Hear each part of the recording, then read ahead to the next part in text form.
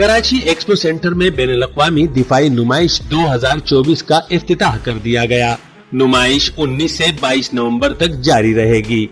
वजीर दिफा ख्वाजा आसिफ ने दिफाई नुमाइश का बाज़ाब्ता इफ्तिताह किया। इस मौके पर वजीर दिफा ख्वाजा आसिफ का कहना था कि दुनिया भर से आए मंदूबिन के लिए ये नुमाइश मौके से भरपूर होगी, जहां तकनीकी उमूर और अहम मामलात पर तबादला ख्याल होगा। वजीर दाखिला सिंध ज़ियाउल हसन लंजार और DG ranger Sindh major general Mohammad Shamrez ने भी नुमाइश का दौरा किया। इस मौके पर डीजी रेंजर्स ने जदीद असलहा, ड्रोन्स और दीगर दिफाई सामान का मुआयना किया। मुख्तलिफ स्टॉल्स पर मौजूद स्टाफ ने डीजी रेंजर्स सिंध को ब्रीफिंग भी दी। आईडीएस 2024 में 9 हॉल्स में 530 स्टॉल सजाए गए हैं। आलमी दिफाई नुमाइश में 350 गैर मुल्की वफूद भी शिरकत करेंगे।